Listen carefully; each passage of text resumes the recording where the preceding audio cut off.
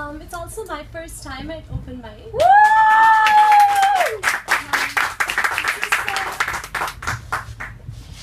So I went to Rochelle's spoken word workshop a few weeks ago, and it inspired me. And so this is the first spoken word I've written. And so it's related to the work I'm doing here in India. But I don't want to give too much away. You'll probably guess what it's about once I start my piece. But it's around one of the biggest kind of taboos or stigmas we have in our society.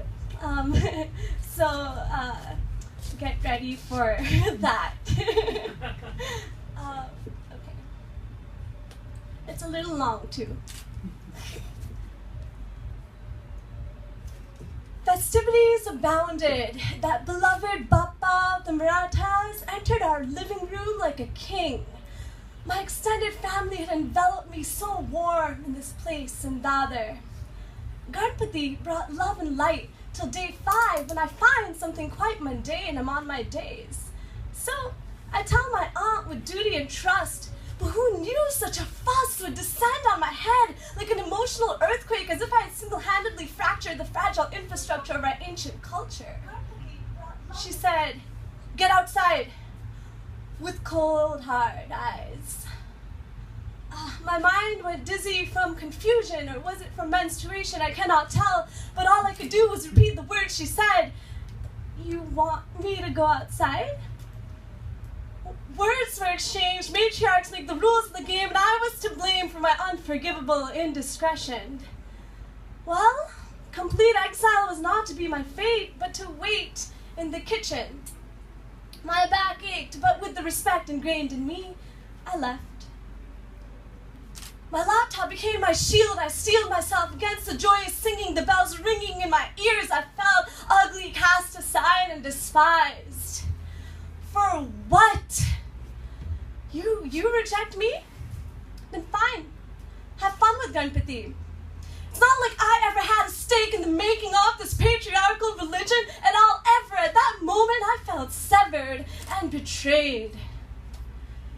Ganesh, tell me why these lies malign me. I've always tried so hard to be a good girl, but it's not easy when any natural action or reaction towards the opposite sex means I've let down my caste creed and the rest. So, just tell me this.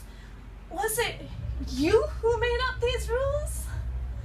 Or was it some fools misinterpreting some sacred customs?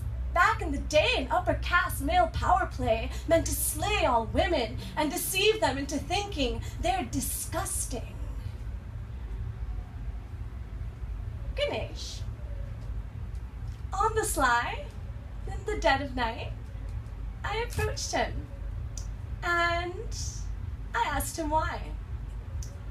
And I think I thought he said to me, "Don't believe in his complicity. He loves my chums and he loves me." "Young girl," he said, "you are endowed with ancient powers, connected to those who came before you, who feel your pain. But being ashamed of your body is like giving away the only gateway you have to something beyond you, beyond men, beyond your logical mind. Because you can always find outside your mental confines that nature, your monthly cycle, will never cease. And never cease to grant you humility through unproductivity and through your inability to exact a gripping control over your life." I see. My blood is me. The two can't be separated. I should rather venerate it. It sustains my life and can generate many more, this nutritious, pure baby formula. Put it on a plant and it will grow. But who knows this ancient wisdom or listens to their internal rhythms and flows with their flow to truly get to know who we are as women? My womanhood is not yours to denounce. And I refuse to renounce my religion for some perverted traditions. I'm not ditching you, Ganesh, but everything else that tells me I'm a freak, unclean, weak, and indiscreet for owning a yoni. And as for you, Ganesh, I know you're on my side. Always, all days, through my mental haze, removing those obstacles.